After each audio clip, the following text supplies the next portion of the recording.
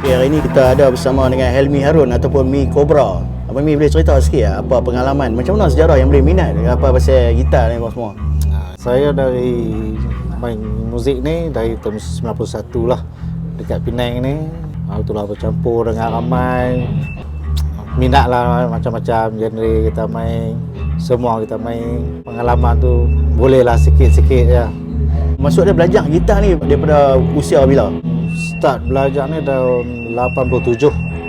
Sekolah ke time tu? Tu sekolah lagi.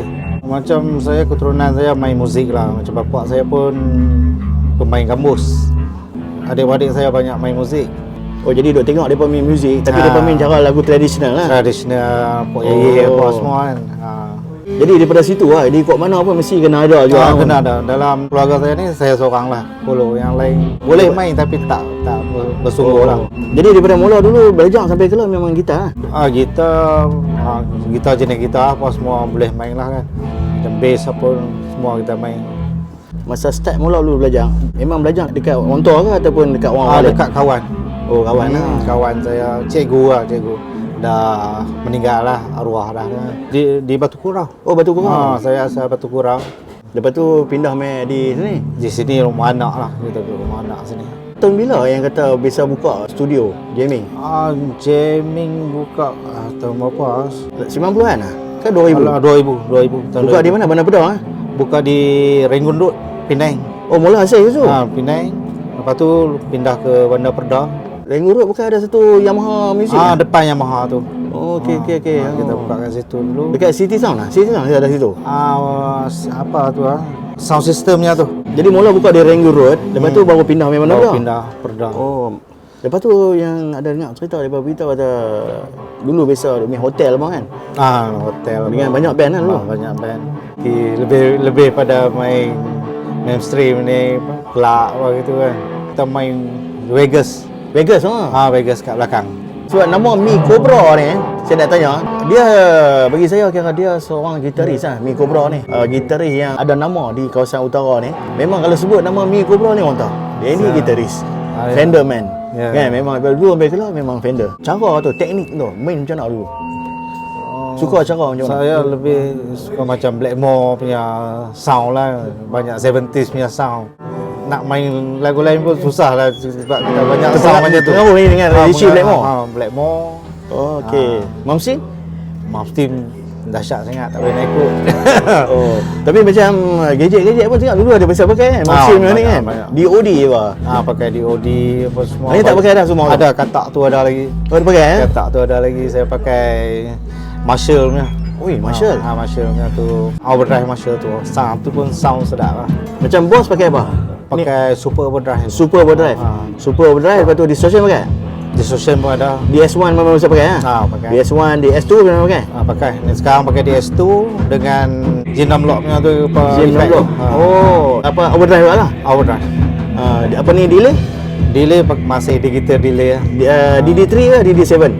3. DD3 yang asal punya lah. Asal. Ni efek pedal tu, maksud dia pakai yang Stormbox punya ke, yang ni ke ataupun yang kalau stage saya lebih pada pakai Stormbox. Stormbox punya? Pakai Stormbox. Oh, kalau macam main praktis biasa ni pakai apa ni, multi effect. Dia apa beza dia antara multi effect dengan Stormbox ni? Stormbox ni lebih clear lah, lebih senang setting kan. Multi effect ni kita kena setting kat rumah siap-siap. Kadang-kadang main sini sound tak kena kan. Macam oh, jadi yang lebih okey kalau kita ni pakai yang Stormbox tu senang sikit. Untuk yang kalau kelab saya banyak pakai multi effect lah. Multi effect sound tapi kena setting siap-siap lah. Setting siap-siap.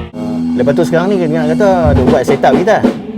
Buat setup kita buat lah sekarang. Cadang nak buka di mana? Mungkin di Kulim lah kita buat Kulim. Jadi nak buka untuk apa setup kita ni, maksud dia pro setup lah. Pro setup. Maksud dia tukar fret lagi? Tukar fret apa? Full setup.